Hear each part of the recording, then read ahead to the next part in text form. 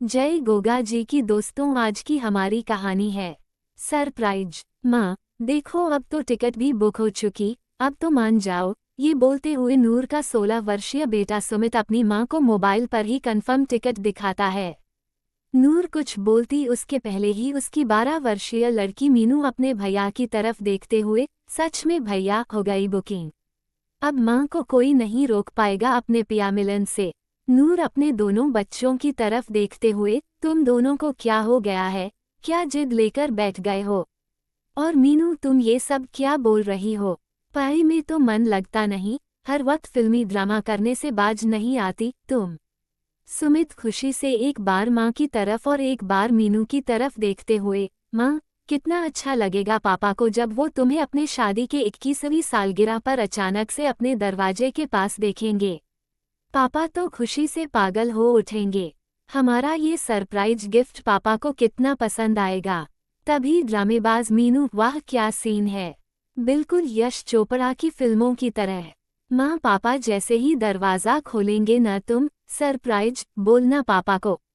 काश पापा भी यह सोंग करते, मिले तो हमने तुम हमको बड़े नसीबों से, चुराया है मैंने किस्मत की लकीरों से। छुटकी और सुमित की बातें सुन नूर, तुम दोनों को शर्म नहीं आती? माँ के सामने ऐसा बोल रही हो। मीनू, इसमें शर्म की क्या बात है?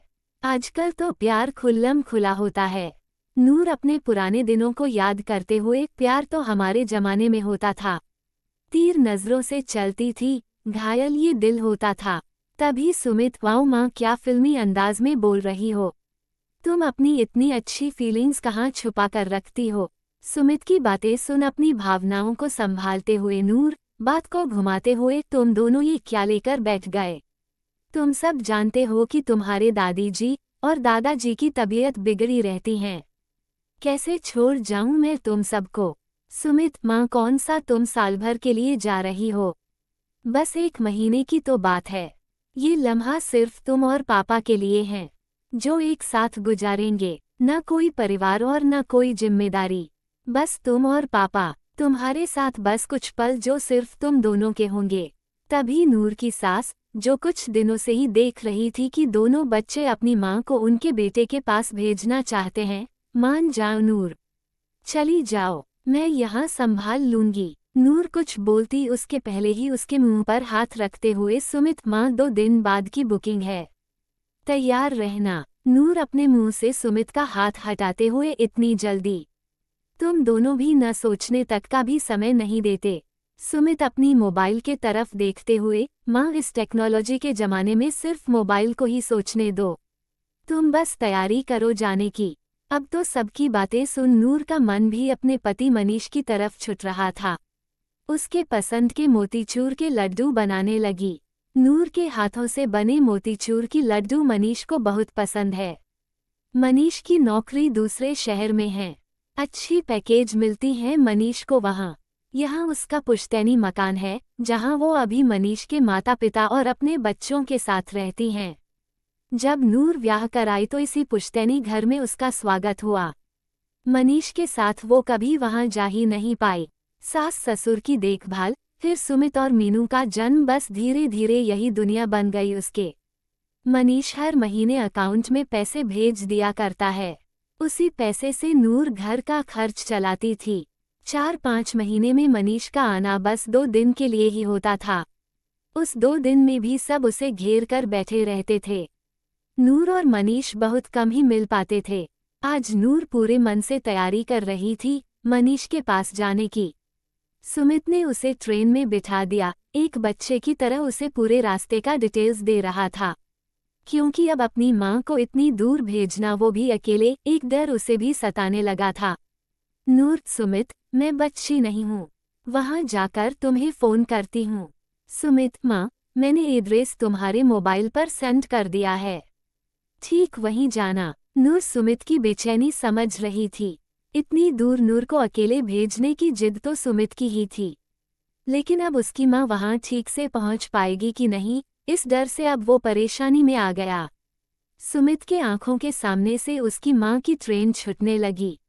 अब नूर भी खुश थी। ट्रेन की खिड़की से ठंडी हवाओं के साथ उसके बीते हुए पल भी उसके साथ जाने लगे। आज भी वो पल उसी तरह सजे हुए हैं जैसे नूर ने सजाए थे। इतने सालों में अब नूर और मनीष इतने दिन एक साथ रहेंगे। टाइमिंग देख नूर अंदाजा लगा चुकी थी कि जब वो मनीष के घर पहुंचेंगी तो वो घर में ही होंगे। रात भी नूर के आंखों में ही कट गए। सुबह के 6 बज रहे थे कि सुमित का कॉल आया। माँ, अब उतरने का समय हो गया है, तुम देखकर उतरना, एक ऑटो कर उस एड्रेस पर चली जाना। नूर, सुमित तुम टेंशन मत लो, मैं वहां पहुंचकर तुम्हें फोन करती हूँ। ऑटो पकड़ नूर उस पते पर पहुंच गई। धीरे धीरे दरवाजे तक पहुंची। बेल बजाने के पहले नूर ने अपना हुलिया अपने हाथों से ही ठीक करने लगी। ठीक करते ही उसने बेल बजा दिया। एक बार बजाया, तब भी मनीष ने आकर दरवाजा नहीं खोला। फिर उसने बेल को दोबारा बजाया। कुछ देर में ही एक औरत जो चूड़ीदार सलवार पहनी हुई थी, दरवाजा खोला। फिर अपने बालों को खोपा करते हुए नूर से पूछने लगी, किससे मिलना है? नूर ने फोन पर एड्रेस को दिखाते हुए, जी मनीष पांडे का घर यही है। वो औरत, जी यही है। क्या काम है आपको? नूर, जी आप कौन? उस औरत ने अपना परिचय देते हुए, जी मैं उनकी पत्नी हूँ। नूर जो ये सुनकर भी यकीन नहीं कर पा रही थी। तभी कमरे से कोई आवाज आई, काजल, जल्दी आओ यार। कौन आया है? वो औरत जिसका नाम काजल था, वहीं खड़े जोर आवाजों से, सुनिए जी, जरा बाहर आएं। कोई मिलने आया है आपसे। काजल के इतना बोलने से ही नूर की नज़र भीतर की तरफ अटक गई, ये सोचकर कि यह कोई और मनीष है। लेकिन किस्मत तब खराब निकली जब उसके सामने उसका पति खड़ा था। मनीष नूर को देखते ही, तुम, बस इतना ही कह पाया था कि उसके मोबाइल पर किसी का फोन आता है। फोन पर नाम देखकर ही मनीष का चेहरा बता रहा था कि यह फोन सुमित का ही है। मनीष ने फोन कट करते देखा, नूर बिना कुछ कहे वहां से निकल पड़ी। किस गली जाना है अब यह उसे पता नहीं। आंसुओं की धारा जो कहीं भी टपक पड़ते हैं उसे अपने आंचल से पोंछते हुए उस ओर जा रही थी जहां उसके कदम जा रहे थे। अंत में एक सुनसान जगह देख नूर बैठ गई। 2 पल बैठकर शांति से कुछ देर सांस लेना चाहती थी, लेकिन सुमित का फोन था कि बजे ही जा रहा था। नूर की हिम्मत नहीं थी कि कुछ बता सके उसे, लेकिन बात तो करनी ही थी उसे। अपने आंसुओं को पोंछ, अपने बोतल से पानी निकाल पीकर अपने गले की आवाज को नॉर्मल करते हुए फोन रिसीव करती हैं। सुमित, क्या माँ, फोन क्यों नहीं उठा रही हो? सॉरी माँ, मेरी वजह से तुम्हें परेशानी हो रही है। मुझे ऐसा सरप्राइज नहीं देना चाहिए था पापा को। पापा से अभी बात हुई, वो तो दूसरे शहर गए हैं काम से। माँ तुम जो भी टिकट मिले फौरन चली आओ उसमें। माँ मुझे बहुत टेंशन हो रही है। नूर बस सुमित की बातों पर हाँ और हम ही कर पाई। गले से उसकी आवाज ही नहीं निकल रही थी। सुमित ने तो फोन कट कर दिया, लेकिन कुछ देर पहले जो उसे सरप्राइज मिला उसे वो कैसे भूलती। इतनी आसानी से मनीष ने भी झूठा बहाना बना दिया, लेकिन वो क्या करेगी, कहाँ जाएगी? एक सरप्राइज देने आई थी मनीष को अपने 21वीं सालगिरह पर, लेकिन यहाँ तो मनीष ने ही उसे रिटर्न सरप्राइज गिफ्ट दे दिया। उसे इतने सालों में कभी भी मनीष की बातों से यह नहीं लगा कि उसकी एक अलग दुनिया भी है, लेकिन वो जिससे जुड़ी है वो भी मनीष की ही दुनिया थी। तो फिर मनीष ने ऐसा क्यों किया?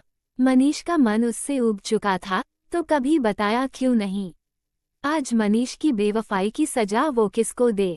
अपने सास ससुर को, उस सास ससुर को जिसके साथ रहते रहते इस 21 सालों में एक गहरा रिश्ता जुड़ चुका था। घर परिवार बच्चे को चलते चलते नूर जिम्मेदारी में खोने लगी। कभी खुद पर ध्यान ही नहीं दिया। हर कोने से मोटापा बढ़ रहा था, लेकिन मनीष को तो कुछ और चाहिए था जो उस काजल में है। एकदम सुराही जैसा फिगर। वो तो बस एक बोझ बन चुकी है शायद मनीष की, लेकिन सुमित और मीनू की जिम्मेदारी तो अब भी